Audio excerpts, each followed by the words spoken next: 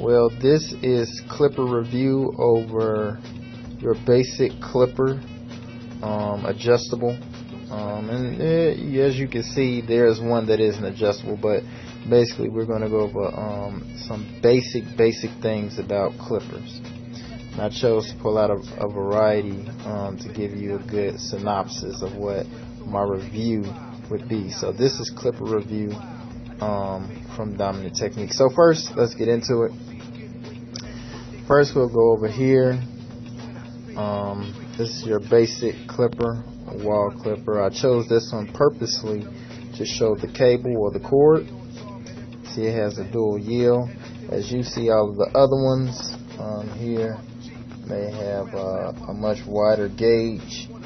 And when you're dealing with wider gauges, that means more power. And actually, when you're dealing with clippers in the industry, you're dealing with professional clipper grade. So whenever it has a thicker cable like so, that means it's a professional grade in most cases. But anyway, so we're going to go back to this one. This one is a basic clipper. As you can see, it has no lever or adjuster. When you flip it over, you can see what type of blade this is. A 6-out blade. It's very smooth. If you look at the angle, it has a fade blade type blade. But if you notice the teeth at the top there, they're very fine. Hence a 6-out. And can get to have very close with this blade. Next, this is the Wall Magic Clip. Has a little weight on it. Also has a similar fade blade. Whenever you have this fade blade, it's very similar to a surgical blade. This one has a lever to adjust when the teeth are all the way together. This is considered closed. When it's actually up, it's considered open. But this clipper adjusts. Again, it has the fade blade, and also, as you can see, I dropped them and cracked it.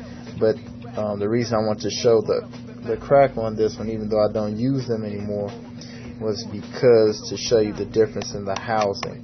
So why there's a difference in the type of clippers that you should get. But these will cut you very close. Also, they're used typically, or I use mine for fading anything under a 3-out. But you can use them to fade anything. But if you are a beginner, I don't suggest using these simply because if you close them up, it is very sharp. And you can actually cut a layer of the epidermis off. Here's another clipper. I'm sure most people know what this clipper is. But anyway, this has more of a taper style blade. As you look in close here at the teeth, it's not as sharp as the other blade is, and it also has these guides on the back of the blade. So they do help for clipper cutting. This also has a lever that you can move up and down. But the good thing about this master blade, it has notches on it. So if you are a beginner, this is a good beginner clipper because it has the notches and you can remember where you are.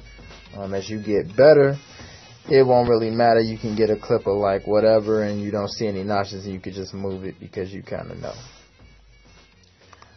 Has a pretty good weight on this clipper, so if you like clippers with weight, I would recommend. Takes a very good fade with these clippers. Here, the fast feed. This is actually the first clipper I started out with as a child. An adjustable lever, similar tapering type blade. Only thing, this one is a little flatter. It has less of a bevel. So for some people, depending on how you fade, and as you start to use clippers, you'll learn and understand and see what the difference is when you're using your fading techniques.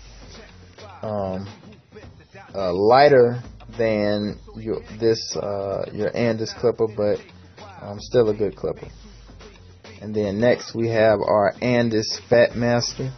As you can see, it has a really thick blade head for beveling. It's almost, man, it pretty much puts your blade in the position to fade properly, even if you aren't good at fading. So this, I recommend this as a good clipper, or at least the blade for fading, especially if you're a beginner, to kind of teach you to get the muscle memory for fading. It has decent weight on it. These two are probably the heavier of the clippers. This is probably more of an intermediate to a lighter clipper. I would say both of these probably are. This is just your basic clip. It has not too much weight. The housing, the housings can break easily, but they do have other clippers that are similar. And then lastly, we have this. This is a cordless. We're still dealing with the blades and the levers. Pretty good ergonomic design. Very light. Still has enough power even though it's cordless. But it also allows the plug and play. Good clipper for a beginner. Has the tapering blade. Like I said, again, very ergonomic. Good clipper for a beginner because, again, it fades pretty quick.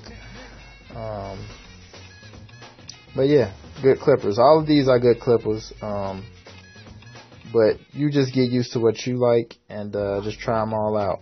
But again, thanks for watching. A real simple, basic clipper class here.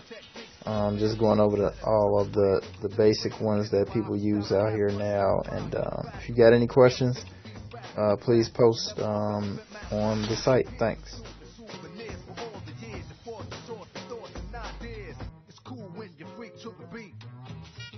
Sweat the technique.